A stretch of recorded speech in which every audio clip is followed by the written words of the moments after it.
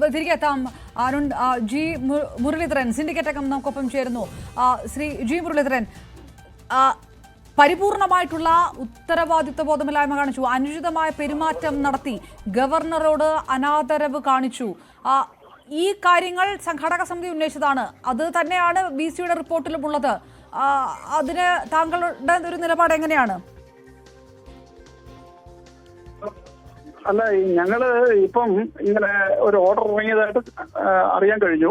അതിനെ സംബന്ധിച്ച് സിൻഡിക്കേറ്റ് അംഗങ്ങൾ 6 മണിക്ക് സർവകലാശാലയിൽ വെച്ച് പത്രക്കാരെ കാണുന്നുണ്ട്. അവിടെ സിൻഡിക്കേറ്റിന്റെ അഭിപ്രായം ഞങ്ങൾ രേഖപ്പെടുത്തും. അല്ല, ഇതിൽ അതായത് ഈ നടപടി അനുകൂലിക്കാത്ത ഒരു നിലപാട് തന്നെയാണല്ലോ സ്വാഭാവികമായിട്ടുള്ളത്. അത് പിന്നീട് പ്രതികരിക്കാമെന്നാണോ? ഇല്ലാത്ത അധികാരം ഉപയോഗിച്ചാൽ അത് അംഗീകരിക്കേണ്ട കാര്യമില്ലല്ലോ. അതിനെ സംബന്ധിച്ച് ഞങ്ങൾ ഇപ്പം ഞങ്ങളുടെ പത്രസമ്മേളനത്തിൽ വ്യക്തമാക്കും.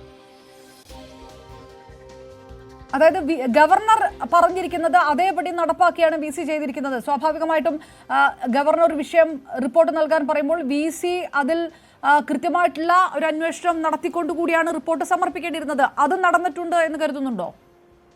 ഈ സ്ഥലത്ത് ഇല്ലാത്ത ബി.സി എങ്ങനെ റിപ്പോർട്ട് കൊടുത്തു? അതെല്ലാം സിൻഡിക്കേറ്റ് ചർച്ച ചെയ്യേണ്ടതാണ്. ഇപ്പോ ഇല്ലാത്ത അധികാരം ആര് പ്രയോഗിച്ചാലും അതിനെ സംബന്ധിച്ച് സിൻഡിക്കേറ്റ് എന്നുള്ള അഭിപ്രായം ഞങ്ങൾ 6 മണിക്ക് വ്യക്തമാക്കും. ഒറ്റ കാര്യം കൂടി, സംഘാടക സമിതിയുടെ പരാതി അതേപടി ഉൾക്കൊള്ളിച്ചുകൊണ്ടാണ് ബി.സിയുടെ റിപ്പോർട്ട് എന്നൊരു ഒരു ആരോപണം നേരത്തെ സിൻഡിക്കേറ്റ് ഉന്നയിച്ചതാണ്. അത് ഇപ്പോഴും ആവർത്തിക്കുന്നു അല്ലേ?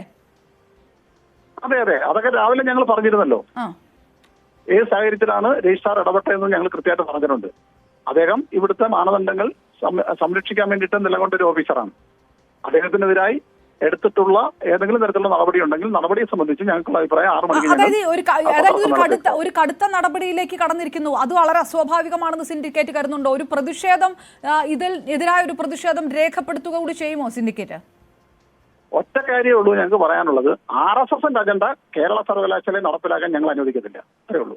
ഓക്കെ, വളരെ നന്ദി ജി മുരളീധരൻ, സിൻഡിക്കേറ്റ് അംഗം. ഒപ്പം